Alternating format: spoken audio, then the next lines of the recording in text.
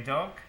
My name is Christopher Ram, and I'm pleased to be with you for the next hour as we discuss one of the upcoming events, and that is Budget 2017. Yes, you heard me correctly. Our very hard-working Finance Minister has been working with his team in the Ministry of Finance to bring us the budget well before the year begins. Of course, that makes eminent sense, and I would start by congratulating the Finance Minister on this initiative. To discuss the budget with me this evening is the General Secretary of the Guyana Trade Union Congress, Mr. Lincoln Lewis, who is no stranger to this program. Lincoln, welcome to Plain Talk. Thank you, Chris. What's your view about the timing of the budget in terms of the early presentation and I guess the early approval of the budget?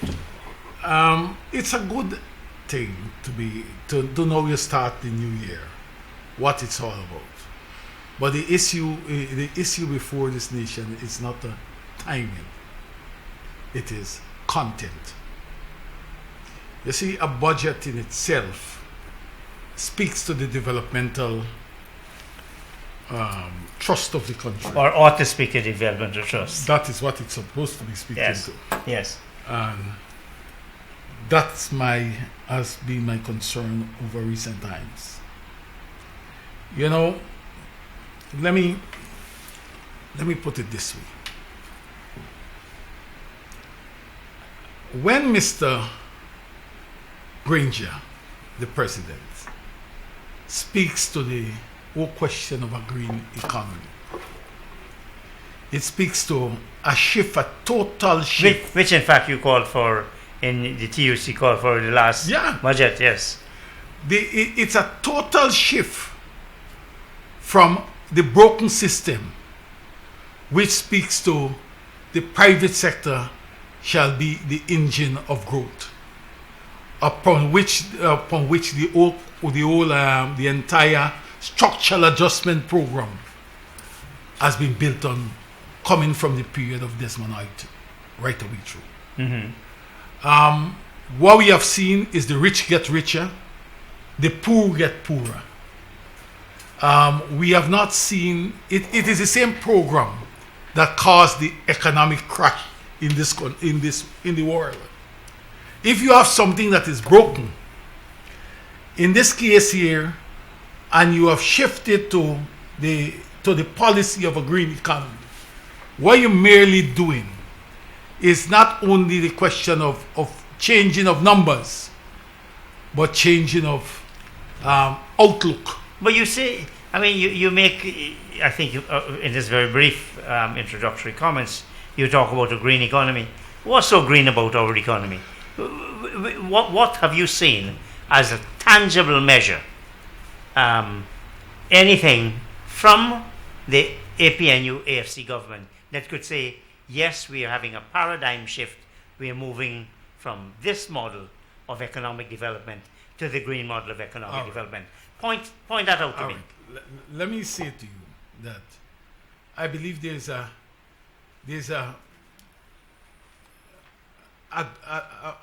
division or a shortfall in between the concept of a green economy and the reality of a green economy. Because the green economy is premised on three pillars: sustainable development, environment, and labor policies. What you have had in this case here, that the labor policies are not being respected. Mm-hmm. There's an emphasis on environment. Where do you place renewable energy? Do you play that on sustainable development or environment? It's an hybrid. It's an hybrid. It straddles both areas. Mm-hmm. And you know, the emphasis that is being placed now on fossil fuel. For instance, we're talking about the oil and the oil and the oil. That's the paradox of the It is not oil in its current form is not an emphasis or a component that should be advanced when we are talking about a green economy. It is alternative energy like wind, solar, and so forth. I heard Mr. Granger talking about wind and solar and expanding those type of things. But I've been hearing his government talking about when the oil come in place, what will happen. You understand me? They are depending on oil. So you can't be in and out at the same time. So you're saying there's a contradiction. There is contradiction. What would you then do? What does the TUC suggest the government and this country should do about an ExxonMobil recently had this formal announcement to the government of Guyana that we have now oil in commercial quantity, which means it is not exploitable. It is not something that the TUC has deliberated on. You see the portion, they talk about the green economy. A number of persons have not looked at it and understand what it's all about. But then there must be something that collectively as a nation we can look at in addressing this whole question of the green economy. I'm sure we're going to get at some point, either this evening or some other time, Lincoln, to talk about the concept and the contradictions of a green economy and the great hope of ExxonMobil and fossil fuel. But tell me something. You've joined in saying that it's a good thing the Minister of Finance is bringing out this budget early, and interestingly enough, I'm assuming they will go through with it. Are we going to have the budget debate taking place over the Christmas season? Because, as you know, usually a budget is presented and then there is something of a week's break and the debate starts. And you have the debate, then you move into Committee of Supply. Do you see this National Assembly working through the period of December, the Christmas season, to bring to fruition Minister Jordan's attempt at an early budget? I would like to see that. But with the experiences that the track record of the National Assembly, you know, I have my doubts. I have my doubts. Because this parliament has been meeting very infrequent. It is something that we need to, people take it for granted. But the National Assembly is what need to set the tone. But isn't that a denial, Lincoln, of democracy? Because the people, other than at the elections, speak through their parliamentary representatives. Now, often Parliament meets only when there is either something that you don't have to worry about a vote, or all your government ministers and parliamentarians are in Guyana. Frequently now, somebody or the other, some number of them are out of the country. Do you think that has anything to do with it? It could be, you know. I'll tell you something, Chris. The culture of politics is not any longer about the emphasis on people and people's development. I'll give you an example of something that came across my desk recently. As we talk about the towns and the regions and the NDCs, we get new local government elections and what it means to the society and so on. We haven't got a local government commissioners yet, though. No, we have not had that. So the whole process is far from complete. Far from complete. Let me tell you what. I saw a document that was presented. It was a bill presented. I believe it was 1990 by Jeffrey Thomas, who was Minister of Regional Development and responsibility for them. And you know what that bill says? That bill says that it made provision for the regions, the 10 regions, whatever resources, natural resources that are taken out of those regions, right? That the proceeds be shared between central government and the region, right? Even you're talking about license, what it's all about. It was laid in the National Assembly in 1990. To date, these regions, and it made provision for to giving the regions authority to raise their own revenue, you have their own police force, have what regionally they require. And to date, nothing, not one thing has been extracted from that bill. And that bill died when the parliament was prorogued in 1992 for the elections. Neither side get the will to address it. You made the point about the culture always trumping people. In taxation and in tax reform, one always says that, look, it's far easier to change tax laws than to change tax culture. Is it the same that it's far easier to change people than to change the political culture? Because sometimes you're saying not a change but an exchange. It's a fact. I've had my own experiences.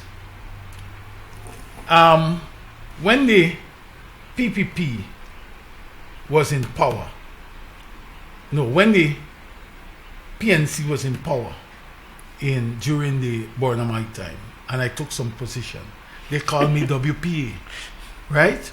When the PPP that was came one to of power, the kind of words they call you, Lincoln. when the PPP came to power, they called me PNC.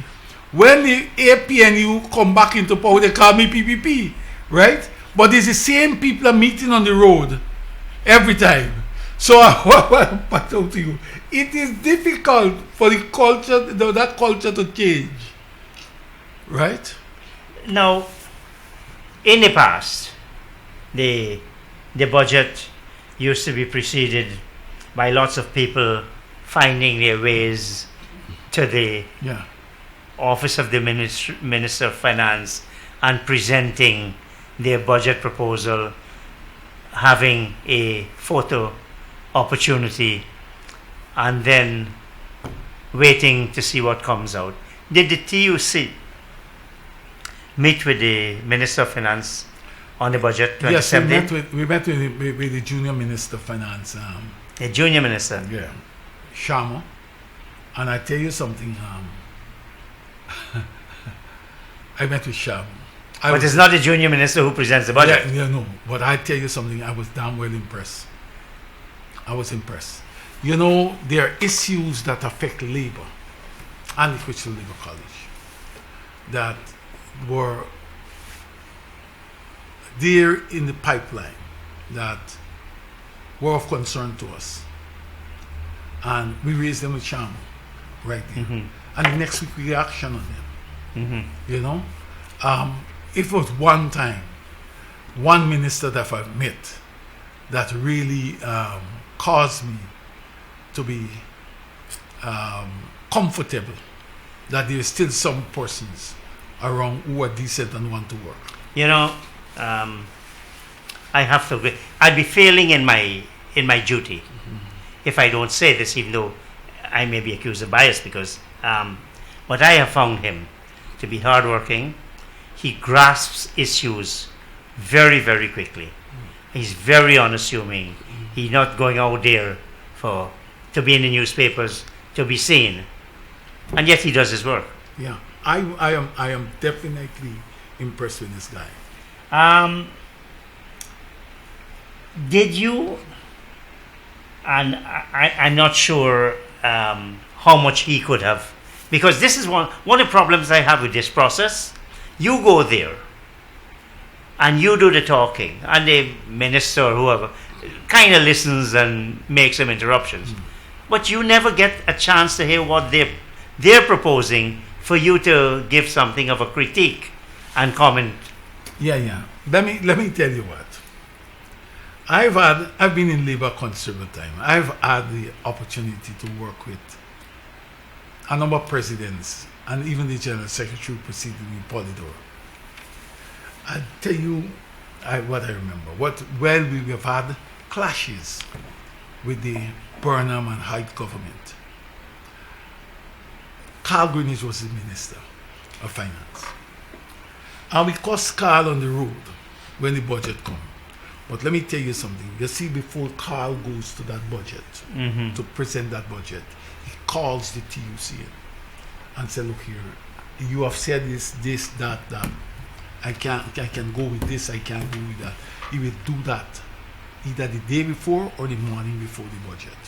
So we knew something. We have an idea. At least he was responding. Yes. You know, what he was giving you is that, you know, to say, look here, something. Your suggestions and proposals matter, but these are the circumstances. And next day we go on the road, and when the budget thing, what we can get, we prosecute it on the road, right? I raised that for you to understand that the culture in the system has shifted so much. But And even now, I'll tell you something, Chris. For you to get a copy of the budget speech, oh my God, you got to grovel here and there before you can get a copy, right? Greenidge would have been given, when was Greenidge time, you get a copy. We get a copy for every member of the executive of the TUC, and we get for the affiliates. I'm not trying to make an excuse or a defense of Minister Vincent Jordan, but Carl Greenidge was a consummate politician as well. Very, very suave, very urbane. He had a long track record, and he was also an international bureaucrat. Yeah, but it was the international bureaucratic behavior was developed subsequent to that time. Okay. What I'm saying is that you understand. You mean after he left office? Yeah, you can't throw away the baby with the bathwater, man. There's something you got to keep. Now, I'm going to pull you out. What are some of the principal matters you sought from the minister? And did you seek as well from him an explanation as to some of the things you asked for in the 2016 budget, why he never addressed them and never even addressed them with you? I'm going to tell you something. We raised them again. We put them back inside this budget, in this proposal that we give to them. And let me tell you something. We talk about the collective bargaining. We talk about the disrespectful labor and labor policies in this country, right? First and foremost, we talk about the old question of job creation. We talk about the shifting, you understand me, of the entire policy of development, right? We cannot be talking, if we are going to address the old question, we raise with them the issue of the addressing of poverty in the system. And poverty can be addressed, and we said to him clearly that poverty cannot be addressed by giving people a handout. We got to put people to work. And the old system where we believe a company will create a job, you understand me, that don't exist any longer. We have to look for a new system where people will be put to work. I want to take you up on the very first point you raised, this question of collective bargaining. You know the long history of collective bargaining, Lincoln Lewis. The Labor Relations Act, Yeah. the Timal case, the Muhammad Ali case, the recognition of collective bargaining in the Constitution. Why is this government turning its back on collective bargaining and allowing collective bargaining to be raped in certain industries in this country? Yes, there's a nice question. But I can't answer it, you know. No, but the one You know when why you I come in can't- answer question You know one. why? Because me not the government, and what they're doing is not right. I cannot understand. I cannot understand all from, this struggle, you from know. a political perspective. Why this government in opposition? Where these parties that are form the government or in opposition? All the things that they embrace when it comes to collective bargaining and labor policies, when they come into government, they do the opposite. They walk in the same footstep as the previous government. But which tells me you answered that question before. That is the political culture. When you're in government, you take one position. When you're in opposition, you take another. no. This thing is our principles, you know. No, politics is not about principles. Oh, You're politics- naive. You're naive. I'm not Sure, Lincoln, you've been around a long time. You've seen how governments operate. Principle doesn't come first. policies and principles. Don't Yeah. come first. They need to have that. No, they need to, Yeah. but it's not been happening. Yes, I will So say yes. on this question of collective bargaining, I mean, look, what you have had is the government has practically imposed again And I will a not salary increase in the public sector. It's not practically they have done so. Because let me say to you that even if you talk with me, even if there's an engagement between the unions, the union in the public service and the government, which is the employer, and the government break off and go and impose, you have not satisfied the requirements of collective bargaining. It's to see the process right through. Is to see the yes. At the end, we need to sign an agreement which says that A, B, C, D will be implemented. The failure of the government to do so is indicative that they have done the same thing that Jagdeo did, Ramotar did. The last time we have had finality on an agreement was in 1999 when workers take to the streets in Georgetown. Right? That was the last time we have had real collective bargaining in the. Why must a public sector. country reach that stage before you can get workers' rights to be respected, people's dignity to decent food, clothes, house, transportation? Why do you have to do all of this, Lincoln? And don't tell me it's a good question. I want an answer. No, I am saying it is not for me to do it. Let me make this point to you. You're General Secretary You have of to the go- TUC. You have, but the government, who's the employer, they are the people who are doing it. And I'm glad if they're looking at this program. They don't come. I have invited practically every one of them. Yeah, let me say it to you. Let us go to this matter at Rusa, where the people from Rusa, from Russia, come into this country. The minister of government invite them for meeting, and they sit down and say they're not coming. Right? I want to tell you this. Regardless of what we want to see, our Bonham? history, I want to tell you something. Even Chedi, Yeah, they couldn't do they that. could not have risked it. Next day they're gone. Right? This government should have, when they refused to come, they take away the work permit of the man who running Rusale operation. All when they can do a call you and say, look here, so I'm revoking your work permit. Right? Jamaica, last year, August, they started negotiation in November of 2013 with the supervisors union. And by August last year, they're not doing anything. The union went to the ministry. And the ministry looked at the matter and the ministry said, look, if in 3 days you can't get this right, I am sending down the Minister of Labour, I'm sending down the letter for them to get the hell out of the country. You know they've come to terms with it? What I'm saying to you, these people have challenged the sovereignty of this country. It is not something abstract. It is the people and the state they have challenged, and nothing of what we're doing. They have not is only prevent- challenged, they have succeeded. Yeah, They've embarrassed this government and the government sat back and did nothing. yeah. You telling me you come in here, you're a visitor, and you telling me let me tell you something, you know. The minister has been appointed by an instrument given to them, those two ministers, by the president. In fact, what they are doing is representing the president. And I have And said, probably more importantly, the country. yeah, they're representing the president who's speaking on behalf of this country. And these people take that position. You know what they would have done? Let me tell you, Chris. There's a story about we had a man who was postal manager in Denver named Mowbray.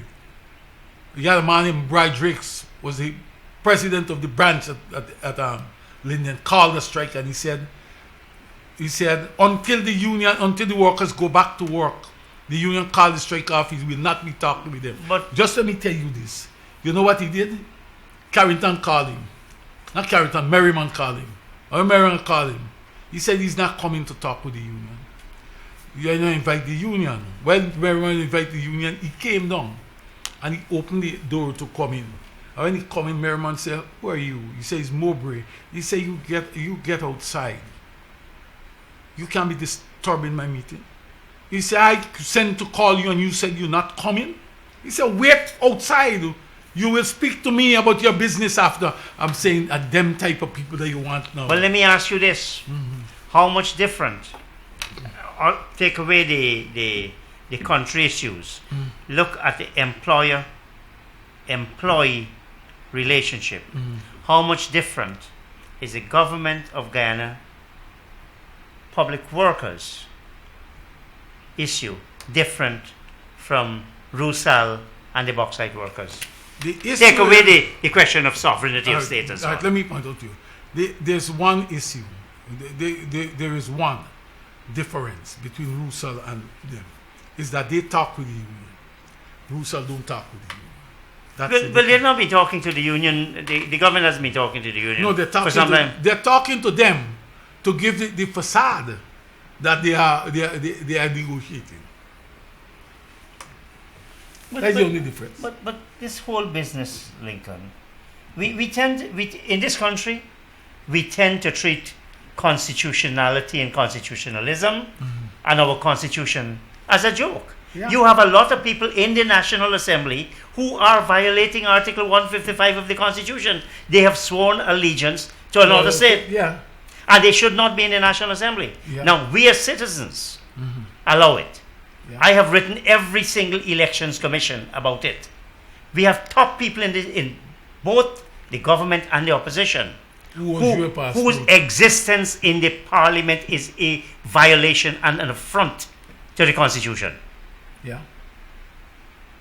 Now, how can you have a development if you don't have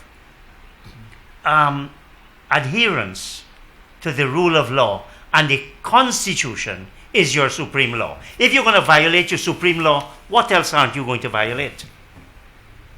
I want to tell you something. Every time you hear people talk about the Constitution, and they say they will look, or the government and the politicians say they will get constitutional reform. Only one thing I am thinking of. I'm thinking that's the clause they want to change. I believe there's a clause. Because I'll tell you what, there's a section which speaks about our rights, in the right? I am asking if they are going to take those rights away that are embodied in the Constitution. Because I don't see what they want to change. And I don't believe even changing that Constitution, right? Anybody will adhere to anything. If right now they're not adhering to what is it there, you tell me change it. What assurance I will get that they will adhere to anything? Let's get back to the budget. Yes, ma'am. Because we can talk, that's a big issue. Yeah. We're talking about the failure to observe the Constitution Yeah. by senior members of the National Assembly. They should not have been there in the first place. Yeah. And any one of them, it would be good if they're listening. But I guess they're too busy. We need to start as a country, if we don't start by observing our Constitution. Okay, budget measures. What does the TUC expect out of the budget? I want to tell you something. Let me don't say that we will expect something. The point I've made very early. If we are talking of a new policy, there have to be a major shift in a new policy. A shift buttressed by programs. You're now talking about a green economy. This is the policy. We have to get now programs that I think. We can't come with a budget to tell we say we come. The green economy is premised on the Human Development Index. The current structure, the current way of budgeting or form of development is premised on the gross domestic product, which is balancing of budget, balancing of books. This one is about creating jobs and bring people out of poverty. We have to have program. When Mr. Granger speaks about, let me talk again about when he speaks about a green economy, I am not seeing the concomitant movement in the budget and other programs or pronouncement that fits in line with the green economy. Well, so I will not be looking for anything. The last time where you have had some people reeling about pension, and the pensioners reeling that they take away the subsidies for water and light and so on. Maybe you're gonna get something where some other group or the same group, you understand me, complaining that something else has been taken away from them. What I don't believe is understood is what the developmental policy is. Explain to me, to your listeners, what's the link between policy and philosophy or ideology? I know ideology has a political connotation, but there's nothing wrong with a political connotation. Where is that link? I don't know. There's a link. The link is where the ideology, policy, or philosophy, what you want to call it, right? It is grounded as how you've had.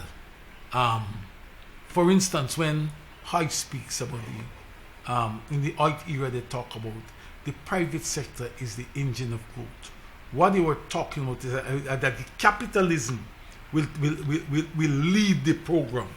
The capitalist model will lead. And the market will drive everything. Yeah, okay. They never see. That didn't work out. No.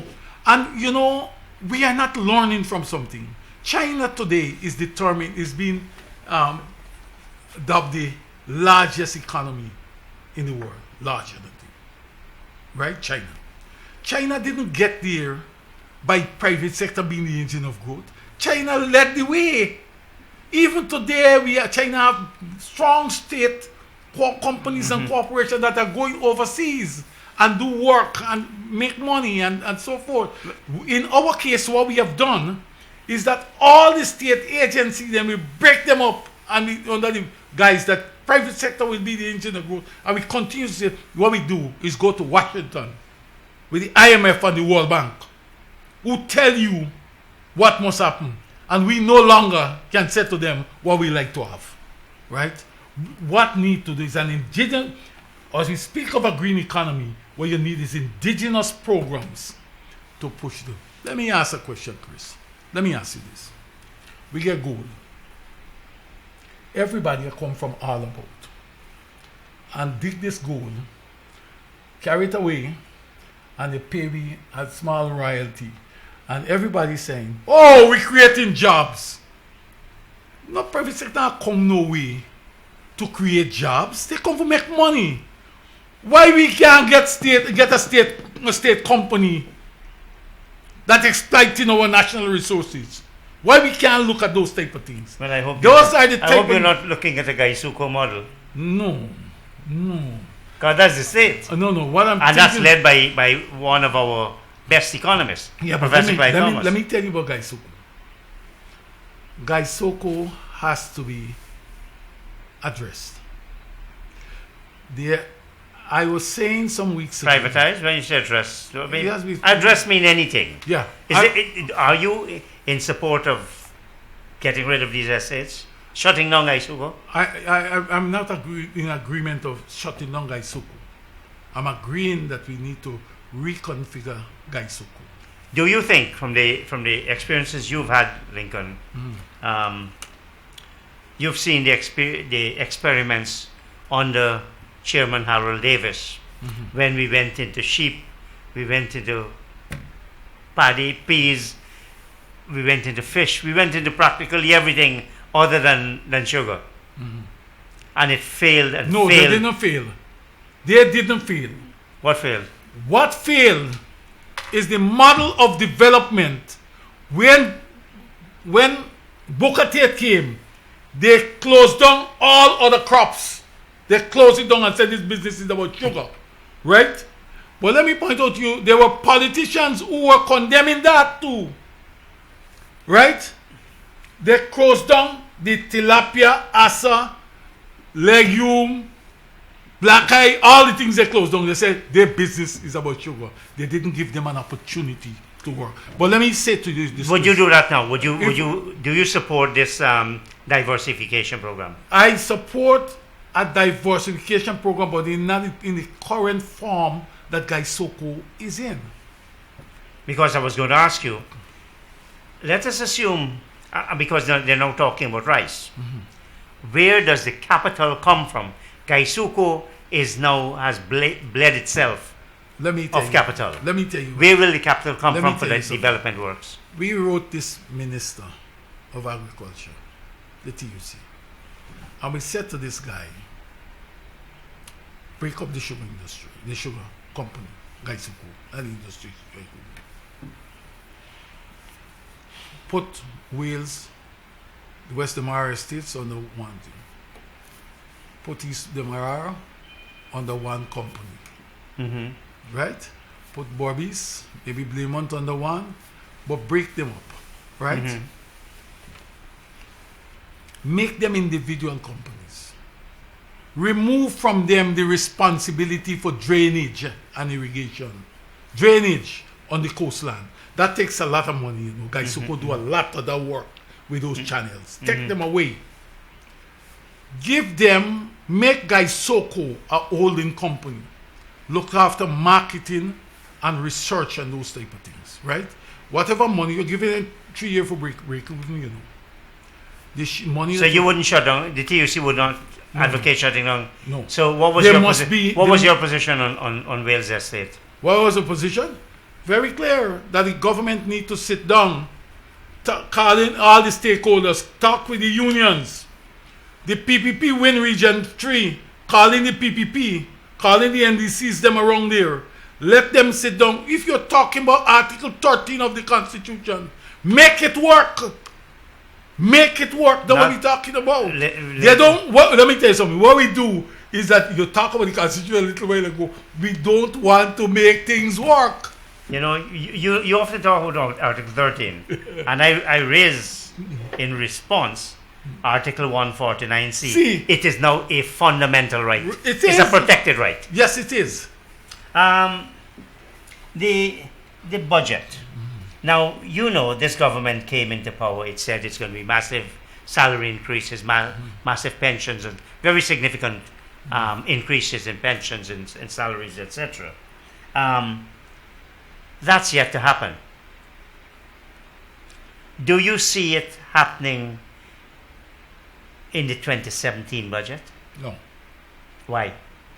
Wouldn't that be a breach of faith, a breach of a promise?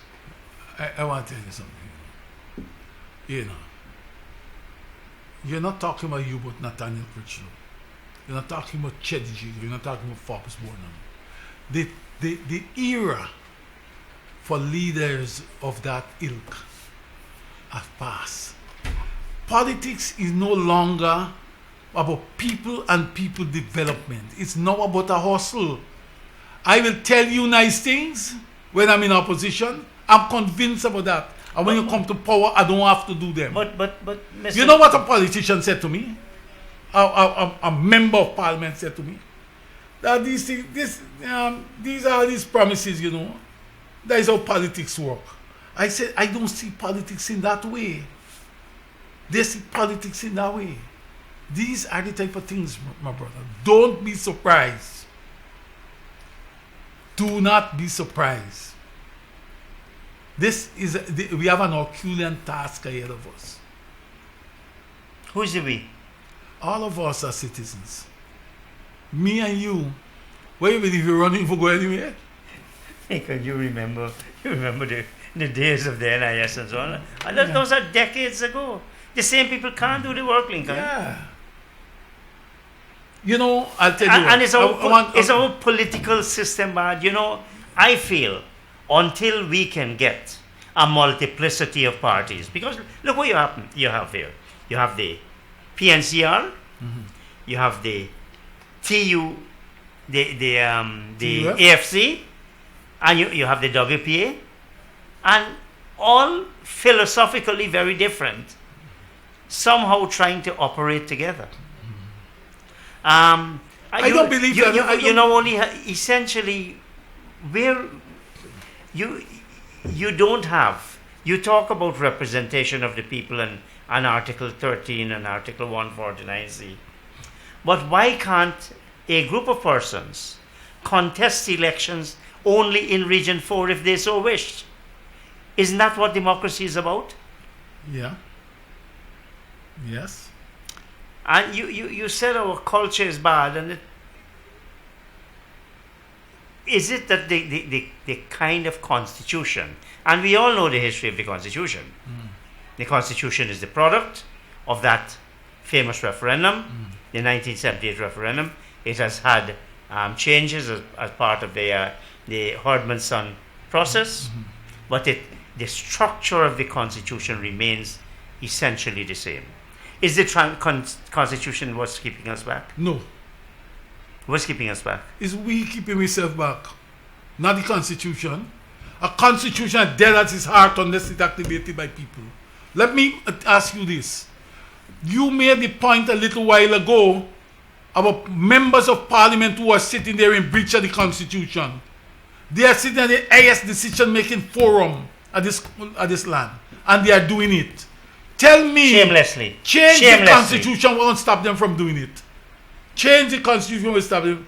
It is a behavior in us, you know. And arrogance. You know, when I talk about, there are people who I met, who I meet from time to time on the street, and when I talk to them, when they talk to me, man, they may say to me, you know, Lincoln, you're attacking the government. Me say, I'm not attacking your government.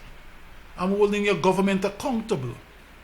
If I don't hold your government accountable, then they will do the same, continue doing the same thing, and end up where the PPP is sitting now in the National Assembly. So you got to join with me to help. He said, but I understand all of that. But if you talk about what they're doing, you enlighten people, and people ain't gonna vote for them. You know. So we don't want an enlightened population? No, they don't want that. We want backwardness? Some people want that. This budget is being presented whilst there is this controversy over the Hamilton Green pension bill. Tell me, what is your view? You didn't read me today. No, I didn't. I read Hamilton Green, but this bill. First of all, that bill should not have been in Hamilton Green's name. Secondly, a lot of people write, like the Human Rights Association and Transparency International. I believe you belong to the organization. I am part of. Yes. Let me tell you something. They lost the bus. Pension is a right. But Lincoln, hold on. Hold on. All right, let me make the point. Pension is a right. What we should be doing is to make sure that people who serve be given a decent pension. Well, and we must put a system in place to make sure that happens. You know, if you come here now to talk about that bill in the name of Hamilton Green, then you are saying to me that this bill is confined to him and not a principle. Well, and I'm surprised you say this, because I think the Human Rights Association I think Transparency Institute, I think even the media have missed the point Yeah. that, and I don't want to personalize this, that Hamilton Green, as a former Prime Minister, gets a pension, Lincoln Lewis, under an act of Parliament. Yeah. So this is not a question of whether or not he gets a pension. He has a pension. Every president, every prime minister, every member of the legislature gets a pension. And it's a myth. And I'm glad you've raised it, because I think people need to know that there is in the laws of Guyana, an act that guarantees Yeah. persons a pension. So it's not that people, when a person has a right, they all get it. Let me make the point. Let me tell you this, Chris. It irks me to see agencies, reputable organizations that ought to be reputable, telling me that Hamilton Green should not have even get a pension because. Well, that's nonsense. You No, understand? that's me? nonsense. That's nonsense. What But I'm the point is, he does get a pension. Yeah, I He I does. hear you. There is a law that guarantees him a pension. Yeah. He gets it. Yeah. What I'm saying to you, let us confine ourselves to the issues rather than, because in the same light, you're arguing that Hamilton Green, based on his track record, he should not. I didn't say no. No, I am not saying Oh, you said no, so. you just said you. I You said, you. when I said you, I'm speaking of them outside here, Okay. right? Should not get a pension. In the same way, somebody can come up with the same idea that based on Barrett Jagdeo's performance as president of this country, he's not entitled to a that's pension. not the issue. I am saying, I'm Well, telling let me you ask you what- this. Let me ask you Good. this. Why should Hamilton Green, who was never a president, get the benefits and facilities of a president? I don't believe so. He should get the benefit and proceed of president. Because, and you know, I'm saying to you, I don't believe in that. If you read me this morning, I made the point. I even made the point that the president of the United States, when he's no longer president, he gets the pay equivalent to a minister who is one of his secretary of state, right? yes, what I'm left. saying to you, and he will receive increases based on what you call it. Let me tell you Right. another. Let me tell you another, and I'm saying this to the viewers as well, because this is another myth that has been perpetrated. When Bharat Jagdeo, as president, brought that legislation, it was not about a pension. The name of the legislation is benefits and other facilities, because the pension is paid under a separate piece of legislation. Yeah. The same legislation under which Hamilton Green, Hold on. as a former So prime where is minister, his pension? who is this? Where is Well, that's set under the legislation. What I'm saying, what the legislation says. it pegs, it's something to do with relationship in terms of their income and 7/8 or something like that. But the point I'm making is that although Bar Jagdeo was very successfully attacked, this Bar Jagdeo pension bill, it was not a pension bill. The name of the legislation is benefits, former presidents, benefits and other facilities.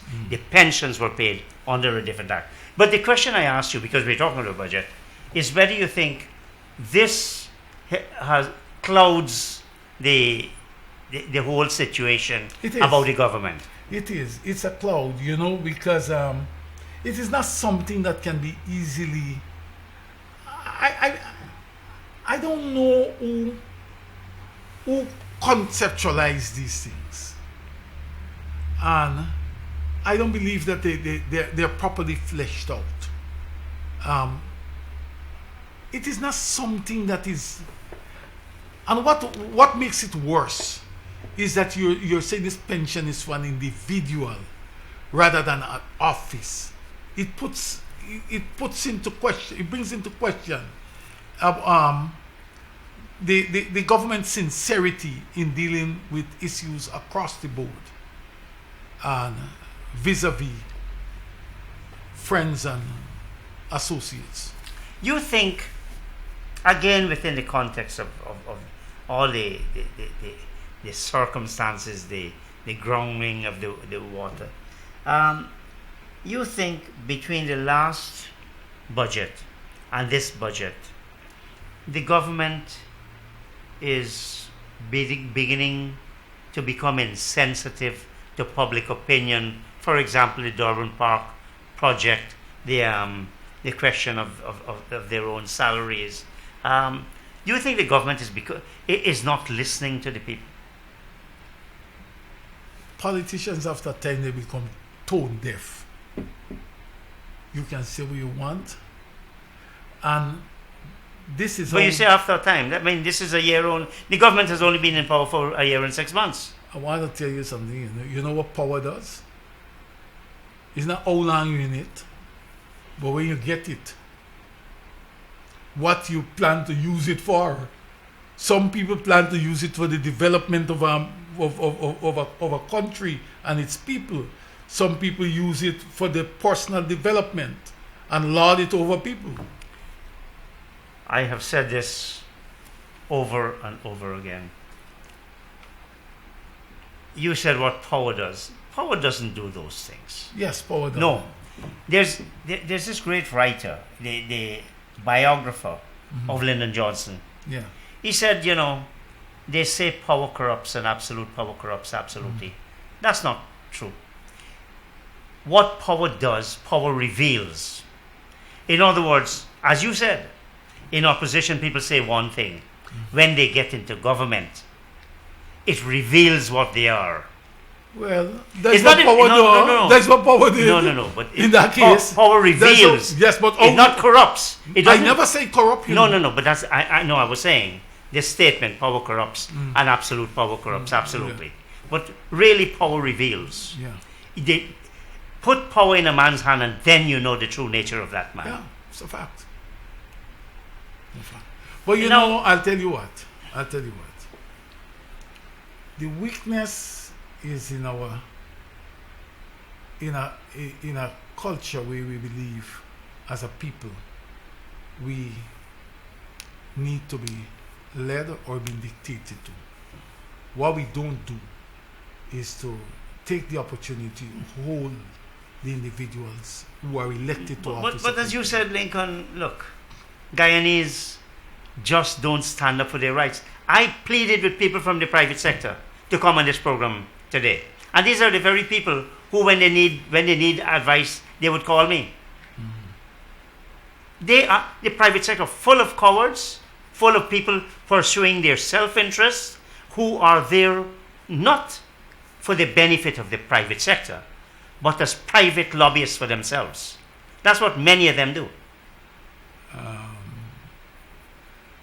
Maybe the men and women know they wish to be written of, how they have served the nation. You may see differently. One of the other areas of concern, this question of crime. What do you expect will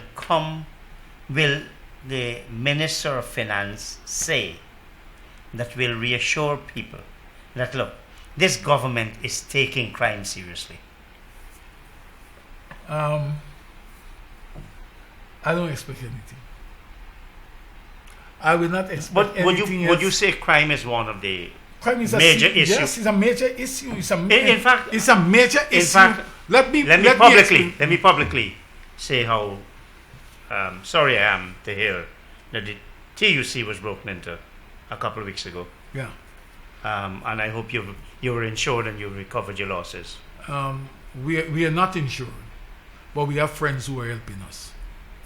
Okay. Let me say to you this. Crime affects every element in the society. As a trade unionist, the workers we represent, those workers their lives are impacted based on the crime situation. All of us have to get on board to get something done. The government will tell you about all these programs that they are doing. These programs like where you get in from Britain, US and all. But look, you have the police and police patrols, and you got to answer your 9/11. Yeah, let me say to you this. We have too many policemen who Sitting in offices? no, who are or farmer or policemen who are getting caught in robbery and this type of thing. We have to go down and find out what is the problem. But our president, President Granger, is a security specialist. Is this situation that has developed in many ways that people think is getting out of control? Is it a failure on the part of President Granger? It's a failure on behalf of on the part of this nation. I want to tell you something. It is this afternoon. A colleague of mine, a senior colleague of mine in the trade union, and I were discussing the question of crime, what is doing and what we need to do on this crime situation. We have to do something. You know what? Let me give you an example. I'm talking to one of my colleagues. I'm talking to one of my colleagues from University of the West Indies. And I remember when I talked to him about crime, he said, in the UWI there, they discussing that matter. Mm-hmm. The trade unions, government officials, and the university. He said even Bush, the election of Bush, he said, I'm going after a meeting just now. We are going to be examining what impact or what it means for us in Jamaica. Them type of you mean Trump, is it? Yeah, yes, Trump, man. You know, Trump and Bush. Don't call his name on this program, please. Yeah. Well, I'm going to tell you what will happen. Even Trump, right? He said, look what we're doing. We're discussing what it means for us. That is the type of conversation we should be having in this country. Well, the conversation a lot of people, boy, I need to get home. The roads aren't safe. Even in my house, I'm not safe. Which is why people are getting all kinds of very, very vicious dogs. You can't count on anybody anymore. And I'm hoping, as you know, my son was the victim of a home invasion. Yeah. People have lost confidence in the government protecting them, which must certainly be one of the primary duties of the government. But Mr. Lewis, maybe after the budget, you're going to come back and tell us how pleased you are in the announcement by the Minister of Finance on budget measures 2017 and how it will help to push the national agenda, which, in your view, should promote not GDP but HDI, the Human Development Index. So again, thank you, and operators and viewers, thank you, and see you next week.